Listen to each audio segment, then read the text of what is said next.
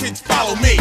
Genesis chapter 11 verse 10 explains the genealogy of Shem. Shem was a black man in Africa. If you repeat this fact, they can't laugh at you.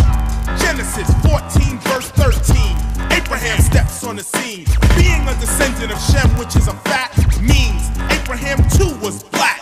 Abraham born in the city of a black man called Nimrod, grandson of Ham. Ham had 4 sons. One was named Canaan. Here, let me do some explaining. Abraham was the father of Isaac. Isaac was the father of Jacob. Jacob had 12 sons, for real, and these were the children of Israel.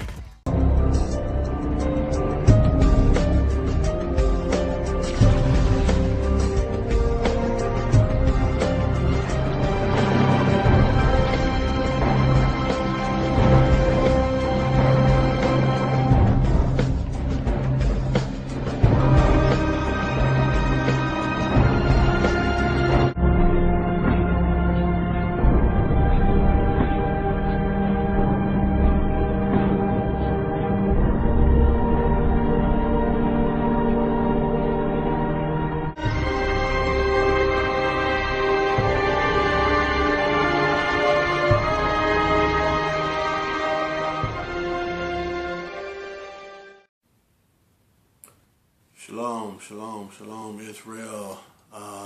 It's your brother Jerome Set Apart. I'm doing this video because it's a lot of people who believe that things in the Bible are talking about America, when actually America has nothing to do with the Bible except for the fact that we are throughout the 4 corners of the world.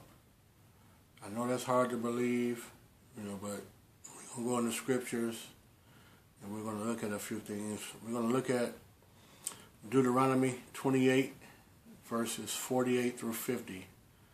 A lot of people think this is America, but we're going to let the scriptures speak, and at the end, you decide for yourself, is this America or is it something else? So let's start off in Proverbs chapter 4, verse 7. And it reads, "Wisdom is the principal thing. Therefore get wisdom, and with all thy getting, get understanding." So we have to have understanding of the scriptures. We can't just go off what we were taught by some camps, some so-called elders, anything. We got to go off what the Ruach has put in us and revealed. And as we go through these scriptures, you're going to see what has been revealed. So let's say, get understanding. All thy getting, get understanding. Now we know, ultimately, the Most High, He's understanding. Let's go to another one. Let's go to 1 Timothy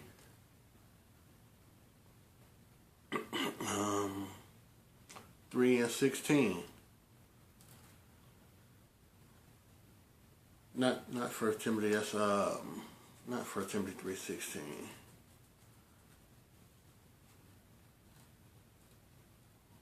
That would be I want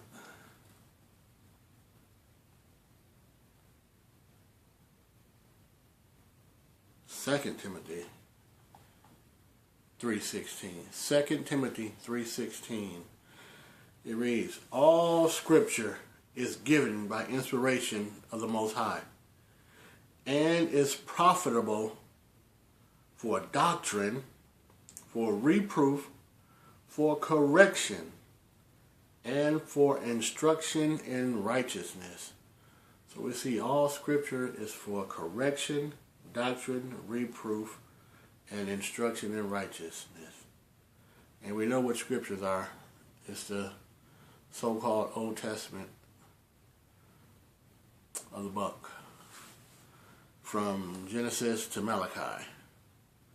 Okay, let's move on. Let's go to Jeremiah 28 and verse 7. Jeremiah 28 and verse 7. We're going to read verse 7 and 8. It reads, "Nevertheless, hear you now this word that I speak in thy ears, and in the ears of all the people, the prophets that have been before me, and before you of old, prophesied both against many countries. How many countries? Many. Only the U.S. No, it says many countries, and against great kingdoms of war, and of evil, and of pestilence. So we see the prophets prophesied of many countries, not America, many countries of war, and of evil and pestilence. Now let's go to, we just setting the foundation right here. We ain't getting into it yet. We're just setting the foundation. Let's go to Isaiah 28 and verse 9. It says, whom shall he teach knowledge, and whom shall he make to understand doctrine? Them that are weaned from the milk, and drawn from the breast. Verse 10, for precept must be upon precept, precept upon precept, line upon line, line upon line, here a little and there a little. And that's how you break the Bible down. Line upon line, precept upon precept, here a little, there a little. Now let's start this off. Now let's get into the meat of the subject. Let's go to Deuteronomy 28, and we're going to start at verse 48. And it reads, therefore shall you serve your enemies, which the Most High shall send against you. See, right here, I could stop right here if I really wanted to. Let me read this again. Therefore you shall serve your enemies, which the Most High shall send against you. Now, if this was America, the Most High did not send the enemy against us. He sent us to an enemy. So this right here could kill that just alone. I ain't got to read no more, but I'm going to read anyway. Against you in hunger and in thirst, and in nakedness and in want of all things. And he shall put a yoke of iron upon your neck until he have destroyed you. Verse 49. And Yahuwah shall bring a nation against you from far. Again, he's going to bring a nation from far against you. Not send you afar to that nation. He's going to bring that nation to you from afar, from the end of the earth, as swift as the eagle flies, a nation whose tongue you shall not understand. Now, people see this eagle here and automatically they think America. Oh, yeah, America, they use the eagle, the bald eagle. All this is saying is that he's going to bring an enemy, a nation against you, swift as the eagle, because no bird flies higher or faster than the eagle. So he's going to bring destruction upon Israel swiftly, is what he's saying. Verse 50, a nation of fierce countenance, which shall not regard the person of the old, nor show favor to the young.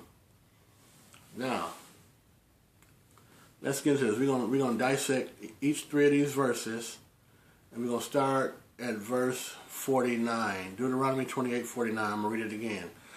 The Most High, or Yahuwah, shall bring a nation against you from far, from the end of the earth, as swift as the eagle flies, a nation whose tongue you shall not understand. Okay, let's get some precepts of this.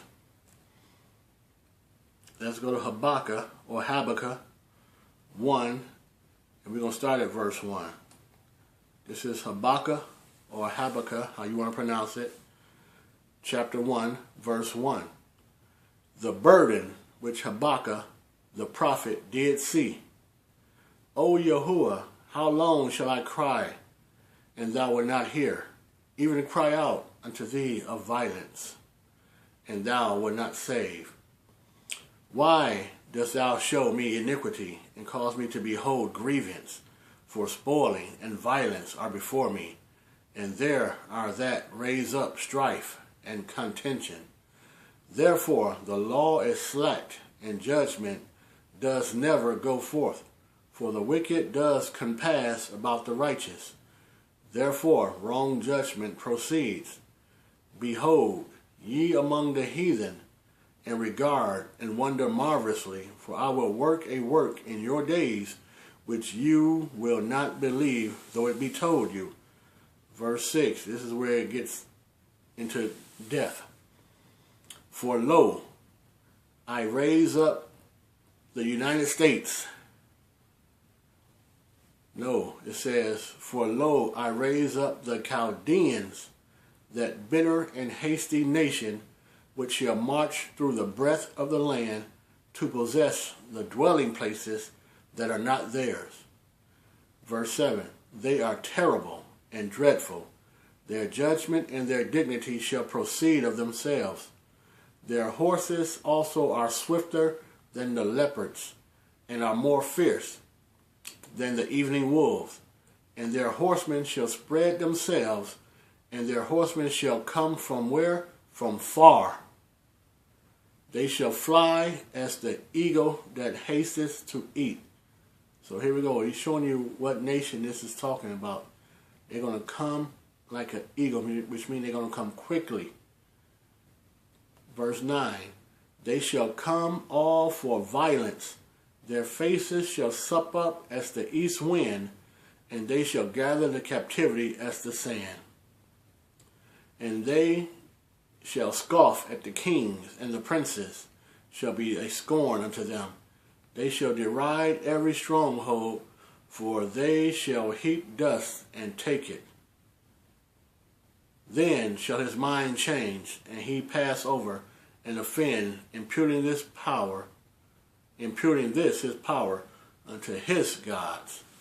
So we see here that clearly this eagle in verse Deuteronomy 28 and 48 is not talking about America. Matter of fact, it's really not talking about any nation. It's just saying how swiftly he's going to bring destruction on this nation against Israel.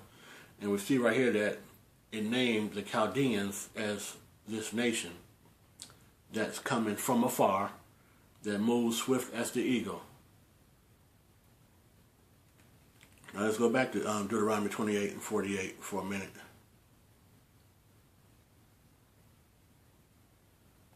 Because it also says, verse 49, my bad. Deuteronomy 28:49, it says, a nation whose tongue thou shalt not understand. So let's get the precept for that. Let's go to Daniel, or Daniel, chapter 1, and we're going to start at verse 1. It says, in the 3rd year of the reign of Jehoiakim, king of Judah, came Nebuchadnezzar, king of Babylon, unto Jerusalem, and besieged it.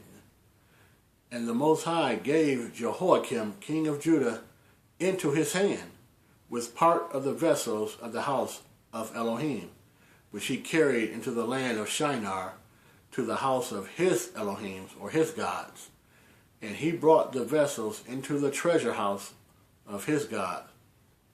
And the king spake unto Ashpenaz, the master of his eunuchs, that he should bring certain of the children of Israel, and of the king's seed, and of the princes, children in whom was no blemish, but well favored and skillful in all wisdom, and cunning in knowledge, and understanding science, and such as had ability in them to stand in the king's palace, and whom they might teach the learning and the tongue of the Chaldeans, a nation whose tongue you would not understand. Right here. Whom they might teach the learning and the tongue of the Chaldeans. To me, it's crystal clear to me, but let's just keep going. Let's go here. Let's go to let's go back to Deuteronomy 28, and let's look at verse 50. It says, a nation of fierce countenance, which shall not regard the person of the old, nor show favor to the young. Now for this, let's go to 2 Chronicles. We're going to get the precept for this. 2 Chronicles 36. And we're going to pick it up. Let's just pick it up at verse 1. Let's see what it says. Let's see where I want to pick it up at. Let's go. Oh, dude, let's get right to it. I want to get right to it. Let me see here. Let's start at verse 16. Let's start at verse 15. 2 Chronicles 36 and verse 15. And Yahuwah Elohim of their fathers sent to them by his messengers, rising up betimes and sending, because he had compassion on his people and on his dwelling place. But they mocked the messengers of Elohim, and despised his words, and misused his prophets, until the wrath of Yahuwah arose against this people, till there was no remedy. Verse 17. Therefore he brought upon them the king of the Chaldees, who slew their young men with the sword in the house of their sanctuary, and had no compassion upon young man or maiden, old man, or him that stooped for age.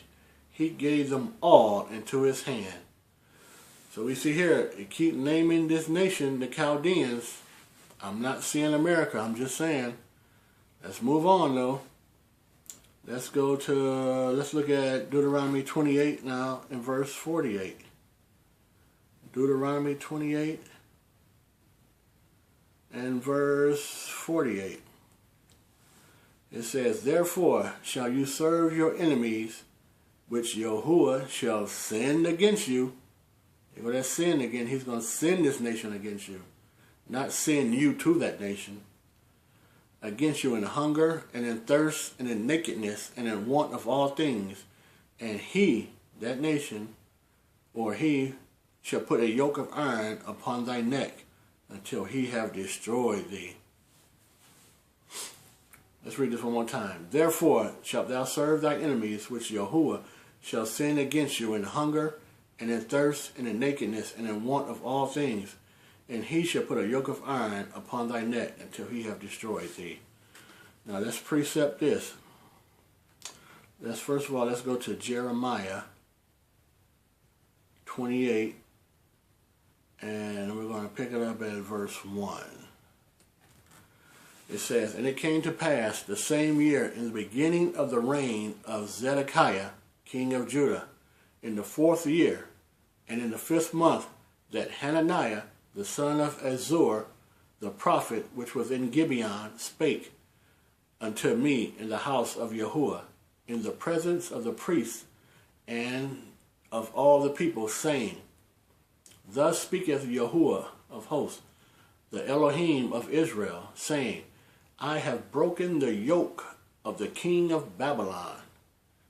Within 2 full years will I bring again into this place all the vessels of Yahuwah's house, that Nebuchadnezzar, king of Babylon, took away from this place and carried them to Babylon. Verse 4. And I will bring again to this place Jeconiah, the son of Jehoiakim, king of Judah, with all the captives of Judah that went into Babylon, says Yahuwah, for I will break the yoke of the king of Babylon. So we're seeing the yoke's getting broken here, but that's not the key. Let's drop down to verse 10. Verse 10. Then Hananiah the prophet took the yoke from off the prophet Jeremiah's neck and brake it. Verse 11. And Hananiah spoke in the presence of all the people, saying, Thus saith Yahuwah, even so will I break the yoke of Nebuchadnezzar, king of Babylon, from the neck of all nations within the space of 2 full years. And the prophet Jeremiah went his way. Verse 12.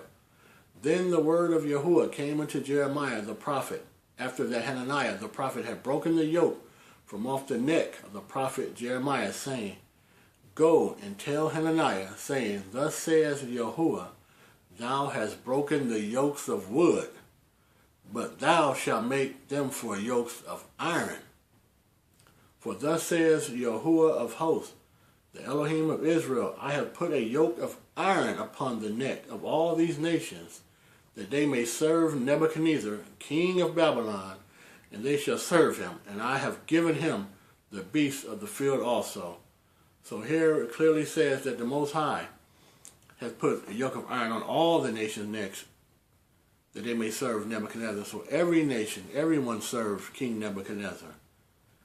It's just getting pretty clear to me. Let's look at one more. Let's go to Ezekiel 23. And we're going to pick it up at verse 22. It says, Therefore, O Aholabah, thus says the Master Elohim, Behold, I will raise up thy lovers against thee, from whom thy mind is alienated, and I will bring them against thee on every side. Here we go again. The Babylonians and all the Chaldeans, Pekod and Shaul or Shoah and Koah, and all the Assyrians with them, all of them desirable young men, captains and rulers, great masters and renowned, all of them riding upon horses. And they shall come against thee with chariots, wagons, and wheels, and with an assembly of people, which shall set against thee buckler and shield and helmet round about. And I will set judgment before them, and they shall judge thee according to their judgment. Verse 25. And I will set my jealousy against thee, and they shall deal furiously with you. They shall take away thy nose and thine ears, and thy remnant shall fall by the sword. They shall take thy sons and thy daughters, and thy residue shall be devoured by the fire. Verse 26. They shall also strip thee out of thy clothes, and take away thy fair jewels.